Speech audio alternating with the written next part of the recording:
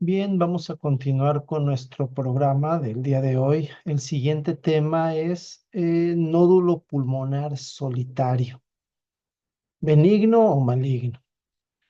Quisimos llamarle así el tema porque vamos a enfocarnos básicamente a describir qué características orientan hacia la benignidad de un nódulo y cuáles características orientan hacia la malignidad.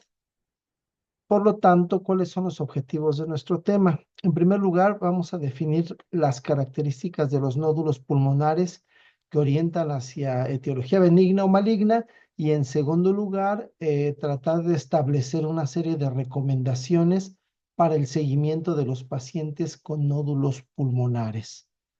Bien, comencemos por definir lo que es un nódulo pulmonar solitario. En primer lugar, estamos hablando de una lesión única radioopaca. Esta lesión puede ser redondeada o puede ser ovalada, pero tiene que estar rodeada completamente de parénquima pulmonar. Esta es una condición muy importante porque en los pulmones tenemos muchos nódulos que son subpleurales que no están completamente rodeados de parénquima. Estos debemos sacarlos de la categoría de nódulos pulmonares solitarios. Otra característica importante, menores de 3 centímetros, más de 3 centímetros, pues ya los llamaríamos masa. eh, y estos nódulos no deben estar asociados a adenopatías, atelectasias, derrame pleural o alguna otra patología. Básicamente, estas son las características que debe tener un nódulo para considerarse nódulo pulmonar solitario.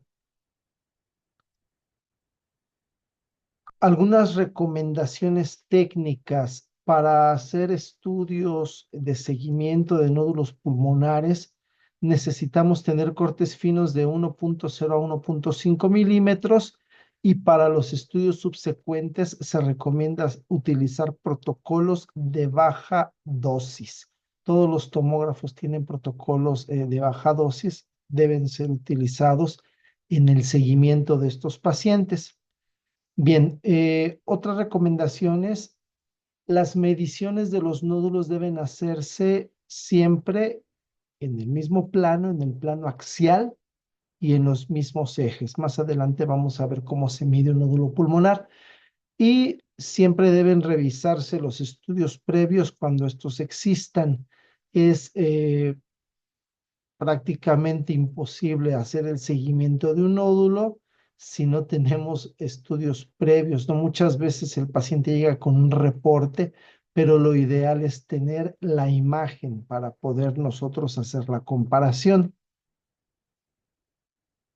Un ejemplo, este paciente pues llegó hace poco eh, al servicio de urgencias de nuestro hospital y de inmediato solicitaron la tomografía para valorar este supuesto tumor pulmonar. Sin embargo, este paciente tenía esta otra radiografía de 48 horas antes. Había acudido ya al hospital con sintomatología infecciosa, se le hizo esta radiografía, se consideró que no tenía mayor cosa y se regresó a su casa y después regresó con esta lesión. Nos damos cuenta que en 48 horas no se puede formar un tumor, ¿verdad? Lo que este paciente tenía era una neumonía. Entonces, de ahí la importancia de revisar los estudios previos antes de querer tomar alguna decisión con estos pacientes. Bueno, los nódulos pulmonares vamos a clasificarlos según su densidad. Eh, Primero vamos a tener los nódulos que son sólidos, después los nódulos subsólidos. Estos a su vez los vamos a clasificar en no sólidos o parcialmente sólidos. Aquí tenemos algunos ejemplos. La primera imagen de un nódulo totalmente sólido La segunda imagen, un nódulo que tiene un patrón de vidrio deslustrado. A este le vamos a llamar un nódulo no sólido. Y el tercer ejemplo, tenemos un nódulo que tiene una zona que es francamente sólida y otra mayor que es vidrio deslustrado. Este es parcialmente sólido. Entonces es importante que comencemos por definir los nódulos en sólidos, no sólidos o parcialmente sólidos. ¿Por qué? Porque, como vamos a ver más adelante, para cada uno de este tipo de nódulo se tiene que dar un seguimiento distinto.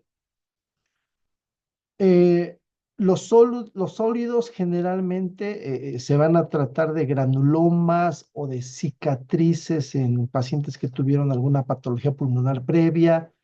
Pueden ser ganglios linfáticos intrapulmonares, pero también pueden ser neoplasias primarias o metástasis. Los nódulos subsólidos generalmente van a deberse a infección o a hemorragia, pero en unos pocos casos también pueden tener etiología neoplásica. ¿Qué se le va a valorar a un nódulo pulmonar? El abordaje de estos nódulos siempre comienza midiendo su tamaño y en base a su tamaño y a los estudios previos que se tengan, vamos a determinar el tiempo de duplicación. También son importantes otras características como la localización, los que tengan alguna calcificación, qué tipo de calcificación tiene, sus márgenes y el reforzamiento que presentan tras la administración del medio de contraste. Estas son las características más importantes. Bien, antes de pasar al tamaño de los nódulos, bueno, es importante mencionar cómo deben medirse. Según la Sociedad Fleischner, este es el modo correcto de medir los nódulos pulmonares. Si se dan cuenta, el primer ejemplo es de un nódulo sólido. Se toman dos ejes. Generalmente vamos a tomar el eje mayor y se va a trazar después un eje que sea completamente perpendicular al primero. Se toman las dos medidas, se suman, a esta suma se divide entre dos y se obtiene un valor que se va a expresar en milímetros. En este caso, 8.5 milímetros, que nos está dando el primer ejemplo, subimos a 9 milímetros. Así es como se debe medir. El segundo ejemplo de un nódulo no sólido básicamente es lo mismo. Tenemos un eje mayor de 8 milímetros con un eje perpendicular de 6.6 milímetros. El promedio es 7.3. Este 7.3 baja a 7 milímetros. Y bueno, para los nódulos que son parcialmente sólidos, se hace lo mismo, solamente que hay que expresar el diámetro máximo de la parte sólida, que en este caso es de 11 milímetros. Entonces, este es el método correcto para medir nódulos pulmonares. Si se dan cuenta, las imágenes son axiales. Ese es el plan en el que siempre las tenemos que medir. Y bueno, pues los tomógrafos actualmente cuentan con lectores automáticos de volumen. Es importante que nosotros accedamos a esta tecnología. ¿Por qué? Porque la determinación del volumen es mucho más confiable que la determinación de los diámetros. Siempre que se han hecho estudios, se ha visto una diferencia entre radiólogos, inclusive midiendo el mismo nódulo, ¿no? Entonces, ya si el tomógrafo tiene un lector automático de volumen, pues debemos utilizarlo. Estos lectores automáticos van a determinar los diámetros, como acabamos de verlo anteriormente, pero también el volumen y nos pueden decir el porcentaje de componente sólido que tiene el nódulo, el porcentaje del crecimiento que presentó y en base a esto el tiempo de duplicación. Entonces nos ahorra mucho el trabajo y nos da una información mucho más precisa. Eh, ¿Por qué es importante toda esta información? Porque dependiendo del tamaño, nosotros tenemos una posibilidad de malignidad. Cuando el nódulo es menor de 2 centímetros, tenemos solamente el 10% de probabilidades de que este nódulo sea maligno. Cuando el nódulo va de 2 a 3 centímetros, ese riesgo puede crecer hasta el 80%, pero cuando se trata de un nódulo mayor de 3 centímetros, entonces tenemos una posibilidad del 95% de que sea maligno. Entonces, por eso es importante determinar su tamaño. Ahora bien, con respecto al tiempo de duplicación, los nódulos benignos generalmente presentan un tiempo de duplicación ya sea menor de 7 días o mayor de 465 días. Por eso, en forma convencional se ha establecido que si un nódulo no modifica su tamaño en 2 años, entonces ya no necesita mayor seguimiento. Es importante saber lo siguiente. Nosotros podemos tener medidas de los diámetros y considerar que el tiempo de duplicación es corto, solamente basándonos en la medida del diámetro, pero es un error. ¿Por qué? Porque el incremento del 26% en el diámetro ya corresponde a la duplicación en el volumen del nódulo. ¿Qué quiere decir? Solamente con que hay un crecimiento del 26% en el diámetro, ya estamos hablando de duplicación del nódulo.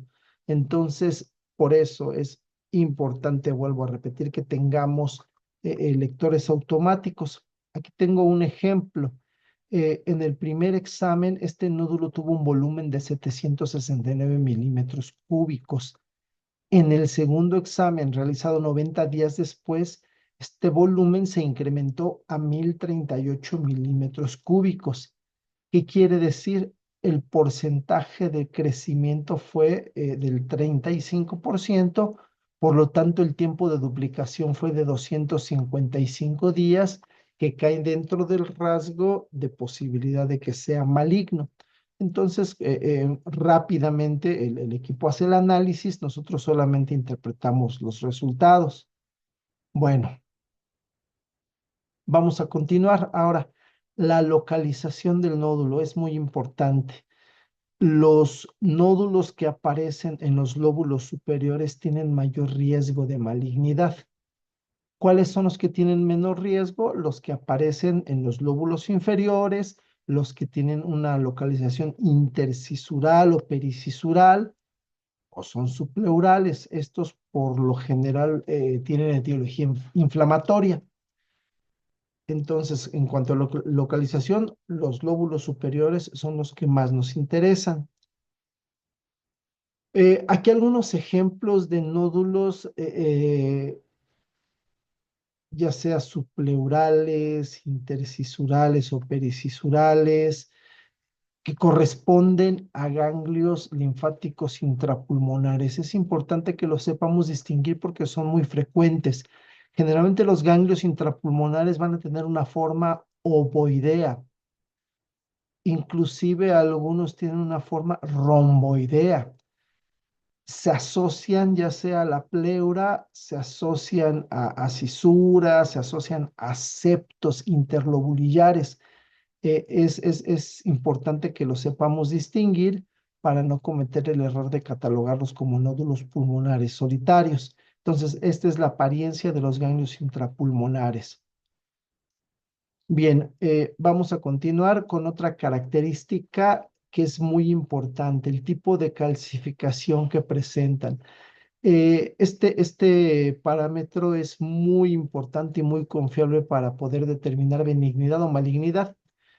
Tenemos que las calcificaciones que se asocian a nódulos benignos generalmente son aquellas difusas, esto es, que todo el nódulo esté calcificado, o bien calcificación central, calcificaciones que son llamadas en palomitas de maíz, que son amorfas o laminadas, ya sea solamente en la periferia o un aspecto de hoja de cebolla le llaman, hacia el centro del nódulo.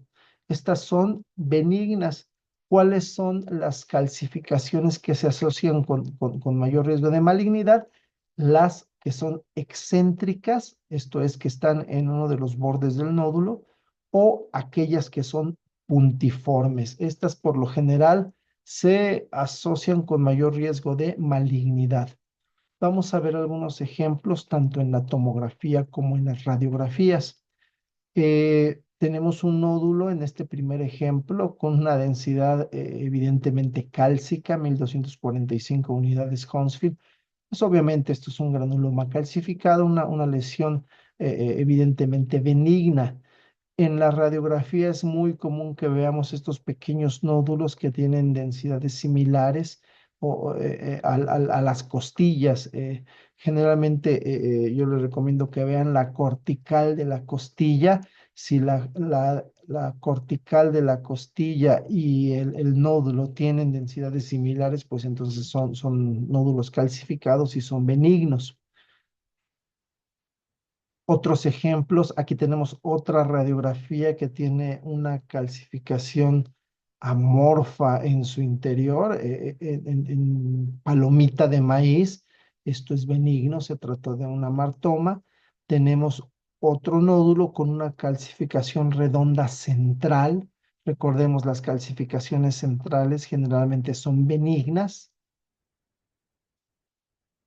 Otras radiografías, en este caso tenemos nódulos ovoideos que tienen calcificaciones excéntricas. Si se fijan, están localizadas hacia la periferia del nódulo.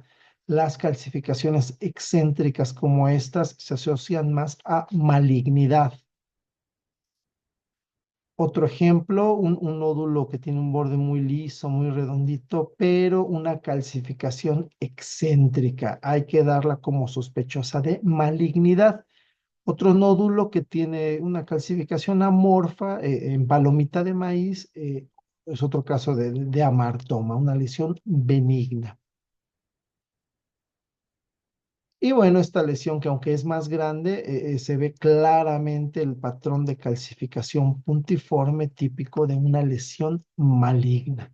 Entonces, es importante aprender estos patrones de calcificación eh, eh, y tener cuidado en un aspecto solamente.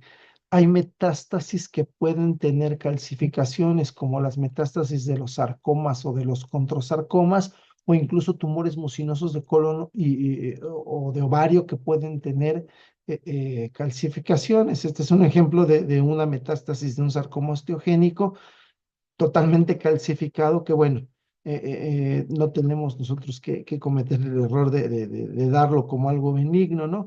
Entonces, la calcificación es el signo más confiable de benignidad, ¿no? Cuando tenemos un patrón evidentemente benigno, por ejemplo, calcificaciones centrales o nódulos completamente calcificados, entonces tenemos cerca del 100% de posibilidades de dar un diagnóstico preciso, ¿no? De benignidad. El problema es que el 45% de los nódulos benignos pues no tienen calcificaciones. Ahora bien, vamos con otro elemento que es el margen del nódulo.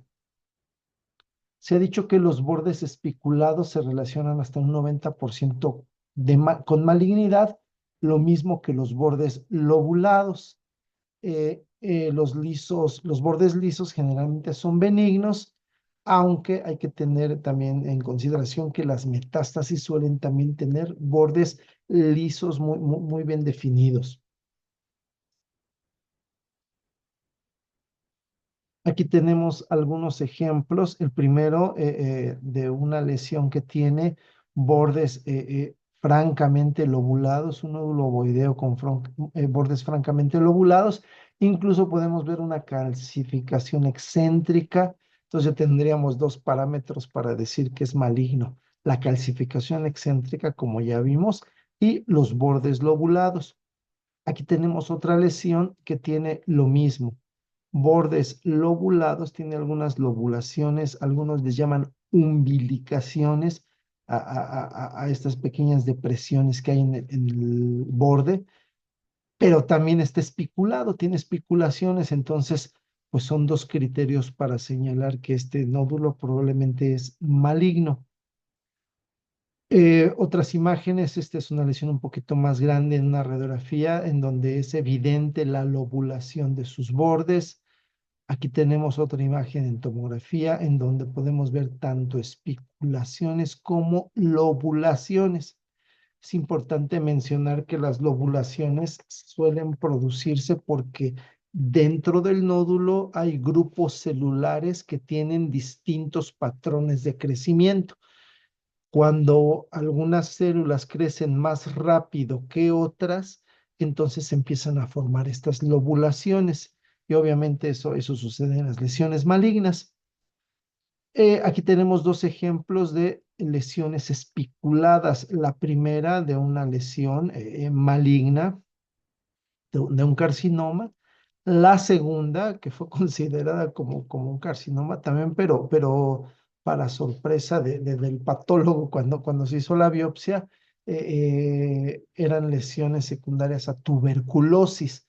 Aquí hay un dato que es importante. Se ha dicho que muchas veces los granulomas por tuberculosis tienen lesiones satélites, o algunos dicen que tienen nódulos hijos, ¿verdad? Entonces, tenemos una lesión grande y una lesión pequeña con características muy similares, ambas relacionadas con la cisura. Bueno, aunque nosotros veamos que hay dos lesiones, como en este caso, tenemos que seguir mencionando la posibilidad de malignidad por la especulación tan evidente. Bueno, eh, ¿qué otro parámetro vamos a ver? La administración del medio de contraste por vía intravenosa es un criterio importante para determinar benignidad o malignidad. Generalmente se tiene que administrar el medio de contraste. Nosotros utilizamos 60 mililitros de contraste. Hacemos los cortes con 1 minuto de retardo. Y dependiendo del reforzamiento que haya, nosotros podemos decir con seguridad si esta lesión puede ser benigna o maligna.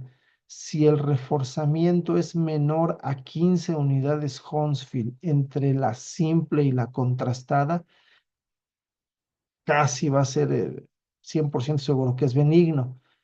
Hay falsos positivos porque a veces medimos mal. Hay nódulos que tienen zonas de necrosis y muchas veces nosotros medimos en esas zonas y obviamente obtenemos una falsa medición. Sin embargo, este criterio es muy confiable. Tenemos un ejemplo de un nódulo que en fase simple nos midió 67 unidades Hounsfield. Tras la administración del medio de contraste, midió 70 unidades Hounsfield, prácticamente no cambió. Entonces, es una lesión con poca vascularidad. Podemos decir con toda confianza que es una lesión benigna. Por el contrario, tenemos esta otra lesión que aunque en apariencia no presenta mayor cambio, nosotros al medirla vemos que en la primera fueron 16,9 unidades Hounsfield y en la segunda 51,3 unidades Hounsfield. Realce mayor a 15 unidades Hounsfield, mayor posibilidad de malignidad. Entonces, en esta lesión, si hay un reforzamiento importante, podemos darlo con seguridad como una lesión maligna.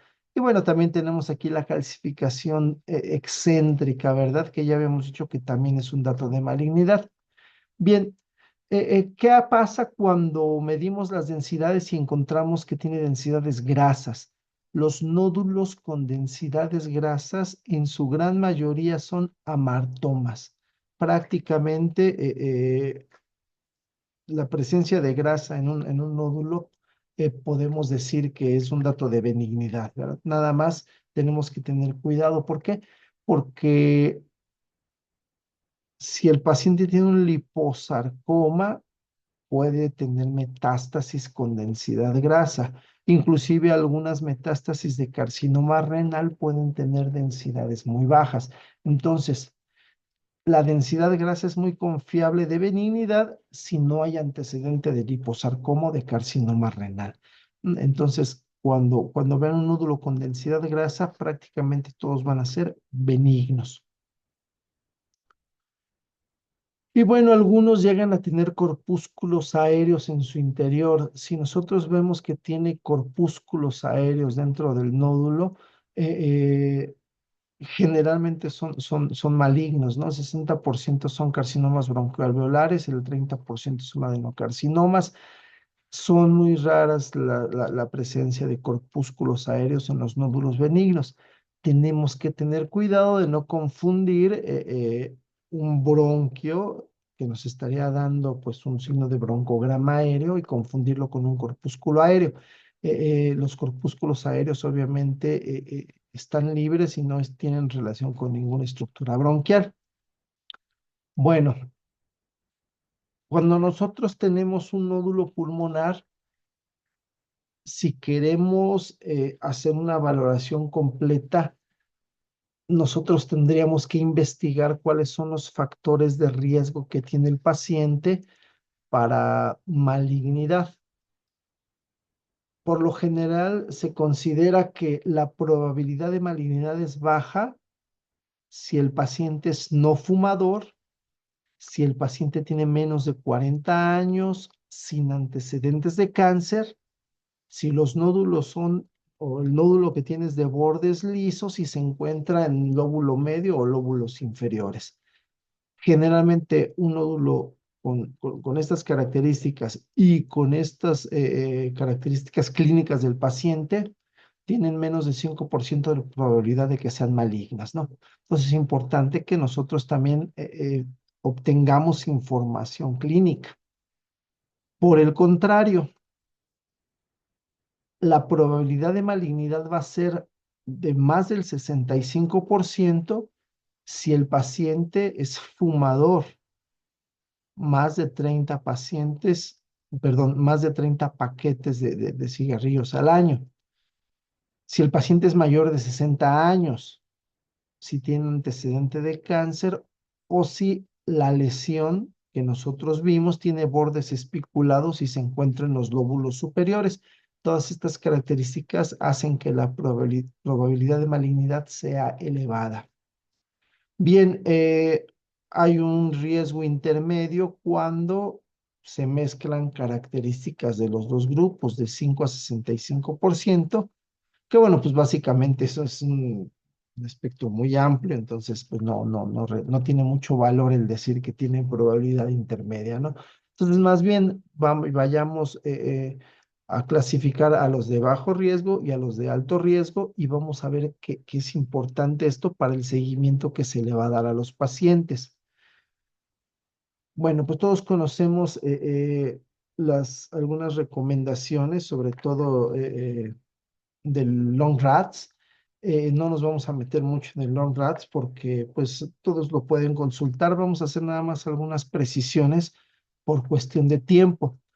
Eh, ¿Qué se recomienda? Los nódulos que tienen 5 milímetros o menos no van a requerir un seguimiento rutinario en pacientes de bajo riesgo. Es muy común que como hallazgo incidental tengamos nódulos de menos de 5 milímetros. Esos, si el paciente es de bajo riesgo, pues ya no hay que hacerles mayor caso, ¿verdad? Eh, y si el paciente es de alto riesgo, se recomienda darle seguimiento a estos pequeños nódulos en un año. Ujú. Eh, eh, Sobre todo si tienen morfología sospechosa o están en lóbulos superiores. Entonces, este paciente no lo podemos dejar ir porque el nódulo sea muy pequeño. Tenemos que darle un seguimiento al año debido a sus antecedentes clínicos.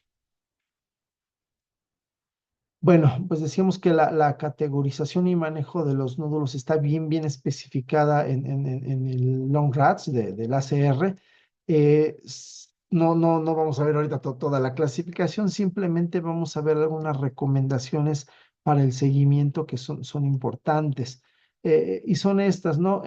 Tenemos que ver si el nódulo es sólido, parcialmente sólido o no sólido, es lo primero que tenemos que determinar. Y bien, para los nódulos sólidos, si estos son pequeños, menos de 6 milímetros, ya vimos que si el paciente es de riesgo bajo ya no va a requerir seguimiento. Si el paciente es de riesgo alto va a requerir TAC en 12 meses, ¿no? Para tener un control. Si el nódulo sólido está entre 6 y 8 milímetros, paciente de riesgo bajo, podemos dejarlo hasta un año para hacerle un control y ya dependiendo del resultado vamos a decidir si ahí se queda o se le puede dar otro nuevo control en 18 o 24 meses. Si el nódulo mide de 6 a 8 milímetros y es un paciente de alto riesgo, este sí va a requerir forzosamente un seguimiento a 2 años, por lo menos con 2 tomografías, ¿sí? Ahora bien, si el nódulo es sólido y es mayor de 8 milímetros, se requiere ya sea seguimiento a los 3 meses. Si el paciente es de alto riesgo, algunos indican que se le haga de una vez la biopsia o bien PET-CT. Entonces, esto es para los nódulos mayores de 8 milímetros sólidos. ¿Qué pasa con los nódulos parcialmente sólidos? Lo mismo, si son pequeños, menos de 6 milímetros, no requieren ningún seguimiento. Si son mayores de 6 milímetros, se recomienda hacer un seguimiento de 3 a 6 meses. Si la parte sólida es menor de 6 milímetros, se le puede hacer tomografía cada año hasta llegar a los 5 años. Si la parte sólida es mayor de 6 milímetros, pues se recomienda ya hacer una biopsia o PET-CT o cirugía. Y finalmente los nódulos sólidos. ¿Qué es lo que tenemos que hacer? Si son menores de 6 milímetros, no se les da seguimiento. Si son mayores de 6 milímetros, se les puede hacer una tomografía a los 12 meses, después otra a los 12 meses hasta completar a 5 años, ¿no? El hecho de que un nódulo no sólido siga permaneciendo en las tomografías subsecuentes, eso ya habla de que no es infeccioso como la mayoría de los nódulos no sólidos y va a requerir seguimiento hasta 5 años. Bueno, estas son, digamos, un resumen de las recomendaciones que tenemos según la ACR y bueno, es importante que lo sigamos.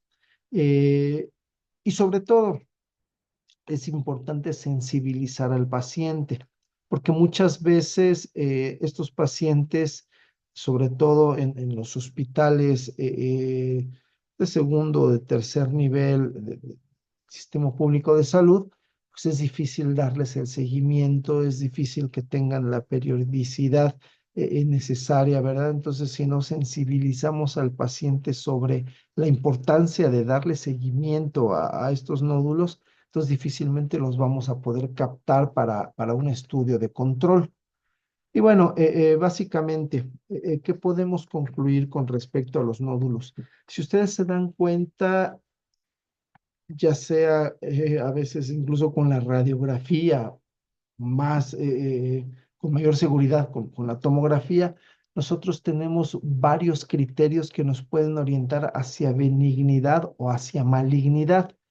Obviamente, entre más criterios se vayan sumando hacia una de estos dos etiologías, pues con mayor seguridad podremos decir que es benigno, que es maligno.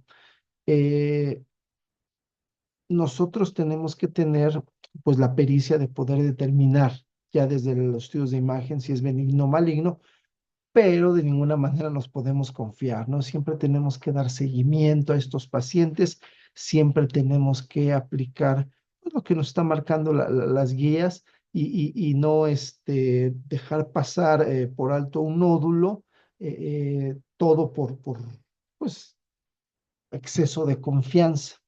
Muchas veces nosotros nos encontramos con mucho trabajo y es difícil volver a captar a estos pacientes, pero si vemos un nódulo sospechoso, pues tenemos que tratar de contactar y de buscar al paciente para poder dar el seguimiento adecuado. Si no, pues nuestro diagnóstico pues va a ser inútil porque no va a pues desencadenar un seguimiento en el paciente ni un tratamiento adecuado. Pues muchas gracias. Espero que haya sido de alguna utilidad, pues esta pequeña presentación.